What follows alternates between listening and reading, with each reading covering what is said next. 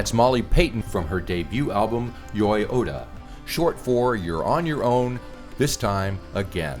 We found the Kiwi singer-songwriter in London at the ungodly hour of 7 a.m., where she was preparing for an album release show on a boat after returning from a European tour. So first question, how did the tour go? It was really good, actually. Much better than I expected. Last time I did Europe shows was quite a long time ago. Right? And I kind of had a lot of people talking over me, and like, I don't know, a lot of them were support shows, so I don't know, I was expecting more of the same, but it was actually a bunch of really full rooms with people who were quiet and listened the whole time and were lovely and wanted to meet me after, and yeah, I had the time of my life. Yay! That's what we like to hear. And you're doing some kind of one more release party on a boat or something? Yeah, I had to keep it going a bit because I couldn't stand the idea of coming straight from Switzerland back into full-time retail with no more gigs on the foreseeable. So I booked in a bit of a release party on this boat that, do you know Bexy and LA Woman? Yep. So Zach of LA Woman and then his partner Bexy, they both work with this boat to organize gigs. Cool. So they sorted me out. It's going to be really fun. That'll be fun. Have you ever done anything like that before? Played on a boat? Nope. I'm very excited. I think it's actually sold out now, so I'm really excited to, see who shows up. How are your sea legs? You won't get like seasick in the middle of it. Or I'm hoping I can handle a canal. Fingers crossed.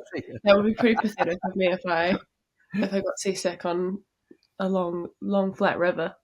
I don't think it'll happen. That'll be all right. Well, let's talk about this record that you got. So, when you talk about the title, how do you refer to it? So I know. I call it YOYOTTA. YOYOTTA. Okay, that's good. Yeah, very good. But someone did point out that because I've always said it's YOYOTTA like Toyota, but then it's got one more T, so I'm not very fussy. I did make it up. So I don't see where that's a problem. Yeah. So, it is a native word. So yeah, okay. Yeah, very good. And so you were making this record when you were here, when we saw you last, like in November-ish, right? Back in Albany? Yeah. Well, I think we recorded it in January 2023, 2022. No, 2023. So it took a while to put it out, but when I was making it, I was in the pits, you could say, a bit. Didn't have management or it was all really know what I was doing, so it took me quite a while to figure it out. But I think when I last came into your studio, I just released the first song. Yeah, Asphalt. It's been a long rollout. I haven't been sleeping since the Sandman walking. I can hear you breathing, hear the neighbors talking. Last night when you went down on me, I felt like an old car window shattering on the asphalt. I forgot to eat breakfast for the third day in a row. I wanna be happy, I don't wanna be beautiful. So are you in a better space now? It seems like you are. Yeah, I feel like this album has helped me kind of figure out what I'm doing in a big way, which is the best thing I've gotten out of it.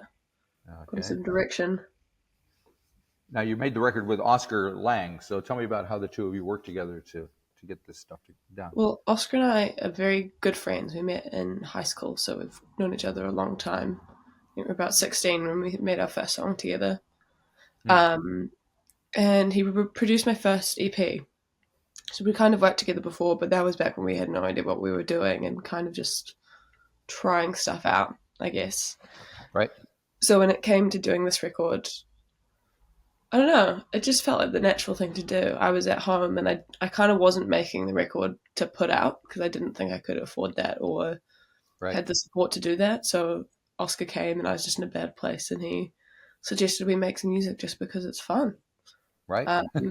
And yeah, the record came out of that, and it was actually like exactly what I needed. I think I needed to be reminded how fun and don't know how natural it can be to make music when you're struggling. So do you think if you were still signed and somebody was waiting for it, that this record would have turned out differently? Yeah, for sure. I think part of it was that it was a bit, you know, we released the singles like 3 months apart for some reason. Right. You know, like it was very natural, but like natural to me. Like, um, sorry, I'm really tired. I forgot what I was going to say. What I was going to say is it felt very like it was just coming from me. The whole release, the way we released it, and the way we wrote it and recorded it, I think people could tell that it was really personal and didn't have many other hands in the pot. Right. So I think it would have been different if I had had more guidance. Not that I don't want that in the future, but yeah, I'm happy with how we did it. And it being personal and intimate and you kind of being vulnerable, is how was that to translate that to the stage? Did you have any problem kind of making the transition to kind of? These were my favorite shows, actually. I think I gained so much confidence through this album, just through doing more myself. It just gave me so much more confidence as an artist and more confidence in the songs. So when it came to doing live shows for the first time, I was actually really confident and comfortable on stage, partly because I've got a new band, and it's Oscar and my friend Mac as well, who I've known since I was really young, and then another one of my friends from New Zealand. And it was just really, I don't know, obviously I loved my band before as well, but this was really like a band of, really old friends that I've known for such a long time that, I don't know, I just felt really comfortable on stage and that we had so much fun. And I think the audience could tell that, it was a really good tour for audience interaction, I think. Right. Now I'm curious because when I was listening to the record, like at the end of I think it was Bench Warmer, you could kind of hear like a little buzzing and like studio vibe just on its own. It give it a kind of a live feel. Was that something that you did on purpose or talked about, or it just happened? Seeing planes and clouds and shit, coffee and motorbikes and football fields and poppies. I wonder if he knows who he made me. Wonder if he knows who he made me.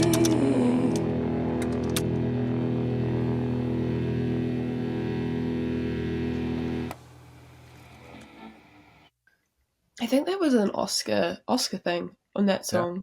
There's lots of little moments like that on this album that I think that's like why I love Oscar as a producer. He just has an ear for things like that. He'll just do things without even really, like, I don't know if he thinks about it, but he just naturally has an ear for when to add little bits of texture like that. And it always adds so much. And I would never think to, rough a song up like that. But it's like Asphalt as well. That was just an acoustic guitar track and a vocal, and he took it into his room one night and came out with that beautiful landscape of sound. He just has like this weird skill for creating worlds for songs to live in. But the live thing is definitely something I'm exploring more now. I think my next record will be very live sounding and have all of that, because I think it brings a lot of emotion to songs, a lot of grit. Sure, yeah. And are you already got a batch of tunes written, or is that a process you're about to? Yeah. I'm actually, I think I've just finished writing it. Whoa. I'm straight in. I bet. I keep saying this to people, like something about YOYOTTA. No, I think it was partly writing about stuff that I, had previously never touched on. It freed something up in me a bit. I didn't realize how blocked I was, but I needed to write that record and get all of my my traumas out, I guess, to move on with my life and continue to grow as a writer. And I feel like I've done that, So it's all flowing now. I'm really excited to keep making music. Speaking of flowing, like you mentioned, you've been working on it for a long time, a couple of years to get to the point, which for an old guy like myself is a drop in the bucket. But because it just happens like that. But for somebody of your age and vintage, it's a lot longer time. It is a big amount of time, especially when you're in your early 20s or wherever. A year can seem like a decade. No, it definitely felt like a long time during. Yeah. But it's funny how afterwards it feels like no time at all. Right. But no, it did feel like a long time. It was like a lot of it was that it's the first record I've released independently, and I started releasing it before I knew I had the money to finish releasing it. Right. So that was like one of the big reasons why we did it slowly, was because I genuinely couldn't afford to keep releasing it. It's an expensive thing to do. But I don't know, it's a great lesson for me, and I needed to like figure out how to do that, because now obviously with this next one I'm onto it a bit more with the money stuff. Yep. So But sometimes you can't do anything about it. You just have to be patient and wait. And I kind of wish I had, I think looking back, released songs a bit more consistently, because I think momentum is really good in an album campaign. But I don't know. I love the album, and I feel like it's done what I wanted it to do. So there you go. And so now, to your with your advanced age and wisdom and experience, what would you tell somebody who's, say, 18 years old and just kind of out to approach this thing? What would you tell them?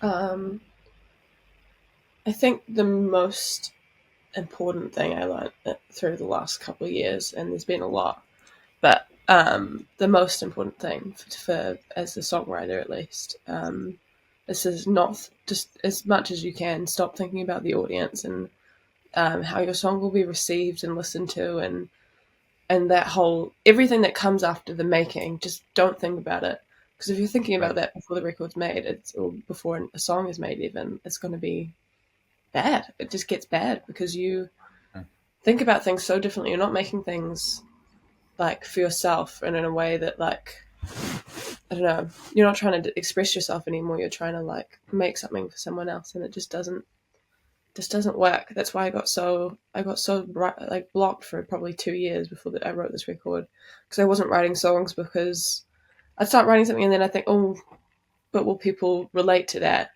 And then I'd stop and I'd go do something else, or I'd like, oh, but what if this is too long, or no one's going to watch this if I post it on social media. They're going to like click out after 30 seconds, And it's so sad, because I lost so many good songs by thinking like that. And you need to make music for you. It's like the best, because people want something different, and the only way to do something different is to make something that's purely you. Yep.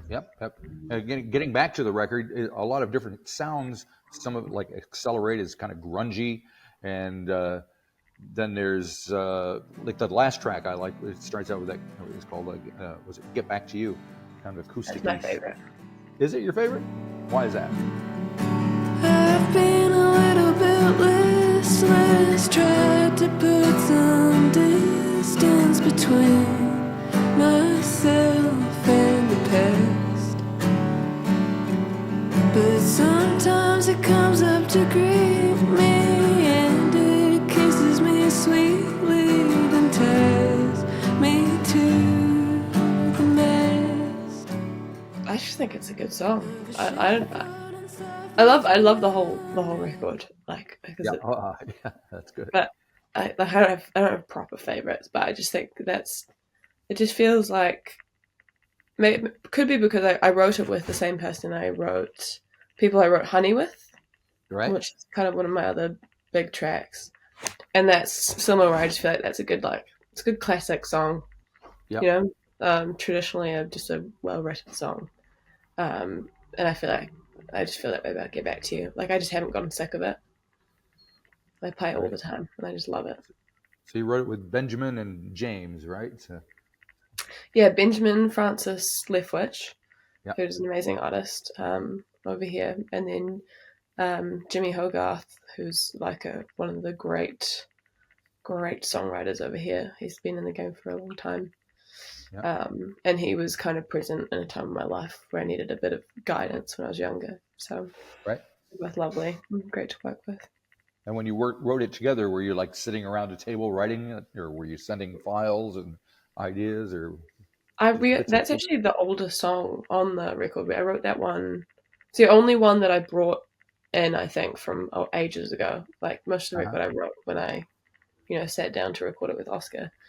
But that one, I was probably 19 or 20, and I was in the thick of like, I guess the time that set off this album, which is when my dad went to prison, and I was doing these songwriting sessions, and Jimmy has this like beautiful studio in kind of northwest London, and like the Gallaghers have recorded there and stuff. It's like a really, really beautiful studio, and I'd never seen anything like it. And I went in, and Benjamin Francis Leftwich, I've always been a big fan of him since I was really young. He's a really great songwriter.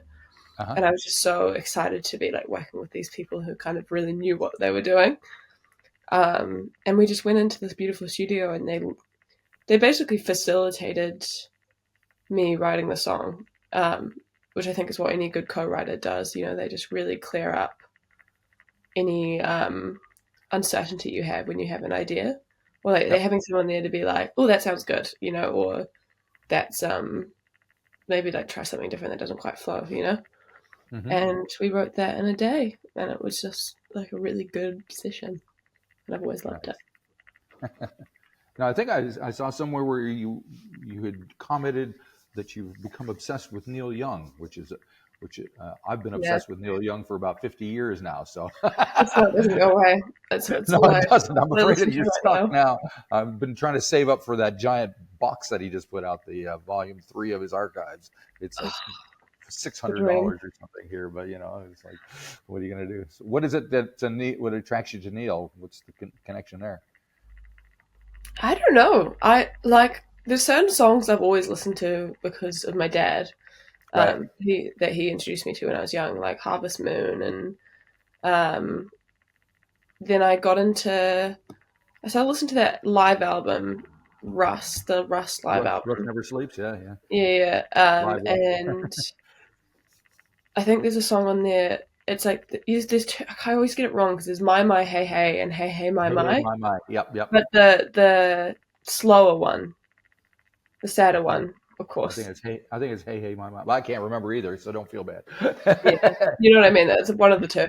And that I got into that last year, and that was it for me. And now I'm deep in a Neil Young hole.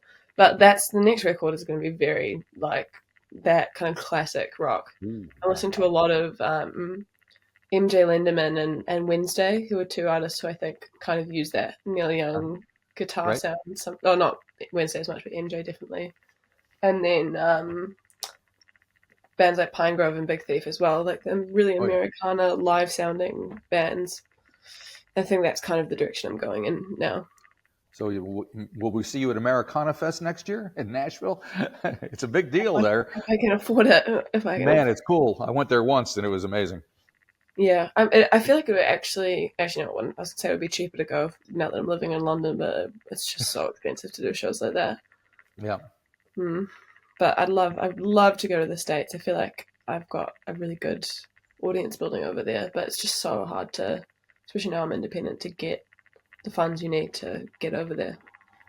So now that you are independent, do you want to stay independent, or are you open to options and offers? I'm open to options for sure. Yeah. I'm open to options for sure.